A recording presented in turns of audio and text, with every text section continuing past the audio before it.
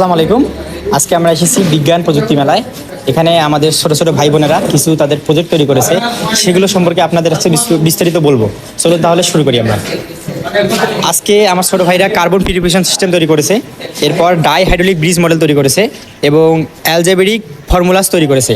এখন আমরা শুনবো তাদের কাছ থেকে এগুলার কাজ কি, ভবিষ্যতে এগুলা আমাদের বাংলাদেশে কী রকম প্রভাব ফেলবে সে সম্পর্কে আমাদের বিস্তারিত ছোট ভাইরা বলবে। বলো। তোমার কাজ। আমি এখানে একটি কার্বন পিউরিফিকেশন সিস্টেম মডেল তৈরি করেছি, অর্থাৎ কার্বন পরিশোধন প্রক্রিয়া। বর্তমানে ফ্যাক্টরি কলকারখানাগুলোতে যে পরিমাণ ধূলিকণা কার্বন ডাইঅক্সাইড গ্যাস উৎপন্ন হয়, এগুলো আমাদেরকে বায়ুকে বিষাক্ত করতেছে এবং এগুলো বায়ু আমরা শ্বাস প্রশ্বাসের মাধ্যমে আমাদের ফুসফুসকেও ক্ষতি করতেছে। এখন আমরা এই জায়গায় একটি কার্বন পরিশোধন প্রক্রিয়ার মডেল তৈরি করছি। এখানে ফ্যাক্টরিতে উৎপন্ন হওয়া ধূলিকণা গ্যাস, কার্বন ডাইঅক্সাইড গ্যাস ইত্যাদি ক্ষতিকর পদার্থ এখানে আমাদের এই ফিল্টারে আসবে। এখানে ফিল্টারিং হওয়ার পর অবশিষ্ট যেই নেগেটিভ চার্জযুক্ত ধূলিকণাগুলো থাকবে এই কার্বন অবজারভারে পাস করে দিবে। এখানে আমরা দুইটি কার্বন রড দিয়েছি। আমরা জানি যে ধূলিকণাগুলো নেগেটিভ চার্জযুক্ত। এখানে নেগেটিভ চার্জযুক্ত ধূলিকণা পজিটিভ চার্জযুক্ত রডকে আকর্ষণ করে এখানে জমা হবে এবং অবশিষ্ট যে পরিশোধিত বায়ুটা থাকবে এটা চিমনির মাধ্যমে বের হয়ে যাবে এবং এখানেই বিভিন্ন ধরনের যে ধূলিকণাগুলো যুক্ত হবে, যার মাধ্যমে আমরা কালি উৎপাদন করতে পারবো এগুলোর সাহায্যে। যেমন যেগুলো দিয়ে আমরা কলমের কালি হিসেবে ব্যবহার করতে পারবো, বিভিন্ন ধরনের রং হিসেবে ব্যবহার করতে পারবো। এই তো, আসসালামু আলাইকুম। ধন্যবাদ। ছোট ভাইরা অনেক সুন্দরভাবে বিষয়টা বুঝিয়ে দিল। আমরা অবশ্যই চাবো যে ভবিষ্যতে বাংলাদেশে কার্বন পিউরিফিকেশন সিস্টেমটা আমাদের বাংলাদেশে যাতে সরকার বাস্তবায়ন করে, এর ফলে আমরা অনেক উপকৃত হতে পারি।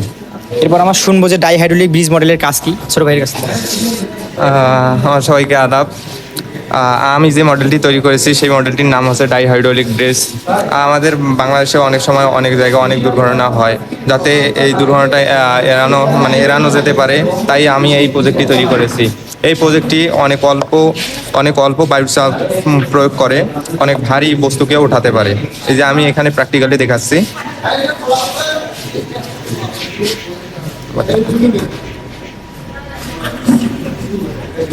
দেখলেন বন্ধুরা, আমি এখানে অল্প বায়ুর চাপ ব্যবহার করে অনেক ভারী বস্তুকে উঠিয়েছি। আবার এটা আমরা নামাবো।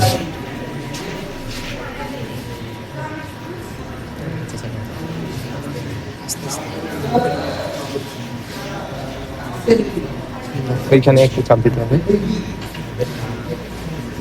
এটা এইভাবে নামালাম, আবার এইটাকে যখন এইটাকে চাপ দেবো আবার এটা নেমে যাবে।